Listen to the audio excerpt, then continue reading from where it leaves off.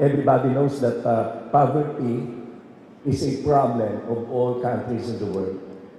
So much so that in September 2015, the United Nations called a conference among 183 countries, and a resolution was adopted, which is the 2030 resolution for sustainable development.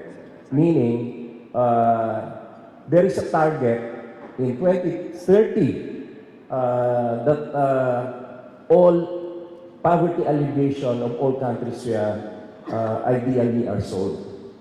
And do you know that China has solved its poverty problem 10 years ahead of the target of the United Nations. Congratulations, China. And I love China. Because I visited China only a few months ago, and I have seen with my own eyes how China has developed into a really an economic power. I have read a book also, given to me by my host in China. This book is titled Out of Poverty, Why China Made It. So I learned a lot from here. And I was also given a copy of the book written by the Honorable His Excellency, the President of China, Xi Jinping. And I'm going to read this again. I learned that China adopted very simple steps in resolving the problem of poverty. And that is this is what they call the China 3 steps. Number 1 is to ensure food security. And number 2 is to achieve moderately a prosperous life for the citizens.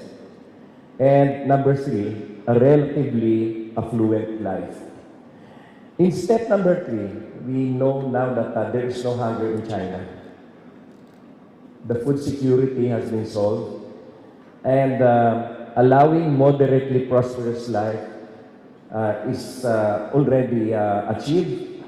And now, on the third step, a relatively affluent life is now being achieved. In fact, when I went to China, I was so surprised that a lot of cars there are high-end cars.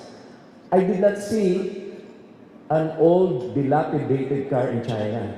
Mostly are hybrid type of cars.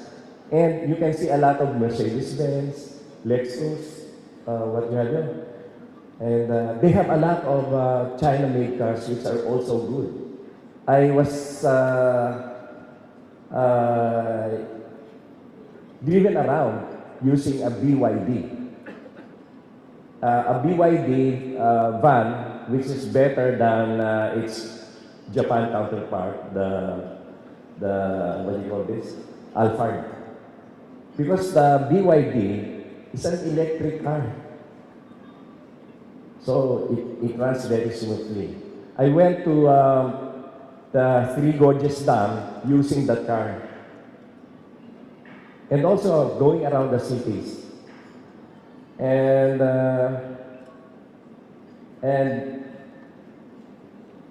to achieve the 3 steps that I have discussed a while ago, China saw to it that they have focused their energies on agriculture, and they believe in the land for the tillers philosophy. So that is why they gave the lands to the peasants, what we call peasants, or the farmers. And the industrialization efforts. You can see a lot of factories in China. They manufacture from glasses to clothing, cars, computers, everything. uh, China has invaded the whole world through commerce. And what is good with the China philosophy is that they will only prosper if the world prospers. That is why you can see that China is helping a lot of countries, assisting in their projects, transferring technology.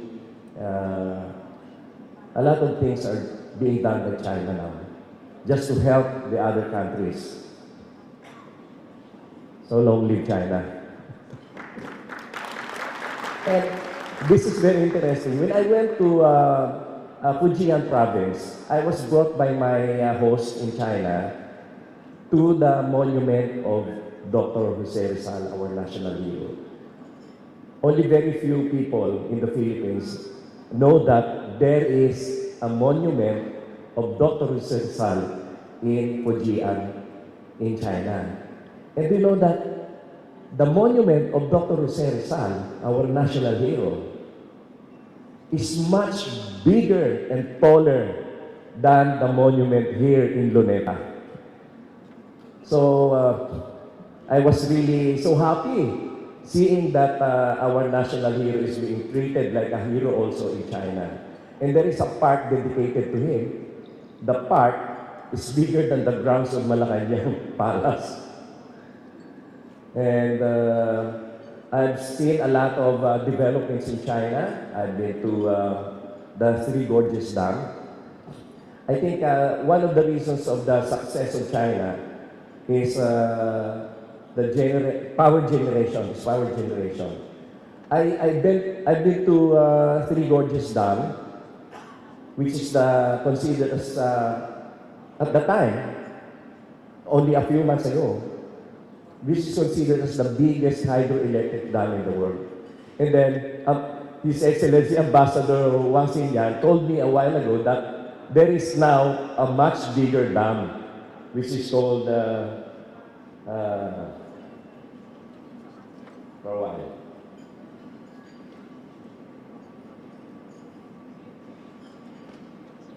the Shi Langdi Dam. Do you know that Three Gorges Dam, which is at that time when I visited China, was the biggest hydroelectric dam, and it produces 6,200 megawatts of free electricity. And my hosts, the CCCC, the biggest construction company in China, told me that they showed me a scale model of what they are building now, which will become operational in 2025. They are building another 2 big dams within the vicinity of Three Gorges Dam, which is located at the mouth of the Yangtze River. And these 2 dams will again produce 6,200 megawatts each. So imagine, they will now have, in 2025, almost 20,000 megawatts of free electricity. You can just imagine that. And then I think this is the reason why the China industrialization has become so successful. Because the biggest input in manufacturing is electricity. It eats up around 30 to 40% of the cost of production. And you can just imagine why is it that the China products are so affordable, and the quality is now world-class and so affordable because they have a very low cost of electricity. And the ambassador, the good ambassador, told me that this new dam, which was only inaugurated a few months ago also, the Shi Langdi Dam, is much bigger than the Three Gorges Dam. Much bigger than the Three Gorges Dam. So you can just imagine. And I've been also to a lot of waste-to-energy plants in China. which are so impressive because they are so big, and one plant produces 15 megawatts, which is enough to give electricity to 30,000 households. They have several of this. Every province has this kind of waste-to-energy plants. They burn at least 7,000 tons of garbage, and they produce 15 megawatts of electricity every day. So the structure of industrialization in China is so impressive. And I think this is one of the major or the top reason why China industrialization has been achieved much earlier than what they have expected also. It is sad to note that in the Philippines, we have, going back to China, they have alleviated 850 million Chinese people from poverty since 1921, from the founding of the Communist Party of China. And they have achieved 10 years ahead the target of the United Nations for alleviating poverty in the world.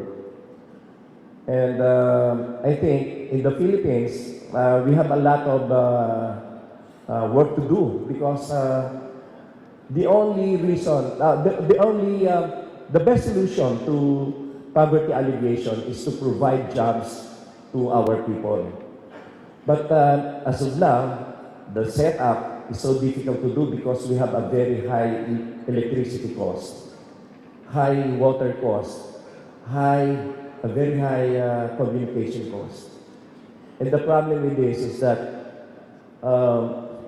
this basic or most important public utilities are privately owned. Unlike before, during the time of President Marcos, the public utilities like electricity and water are all state-owned and state-managed. And unless we go back to that kind of setup, I don't think we can achieve poverty alleviation in the next 10 years. Well, thank you so much.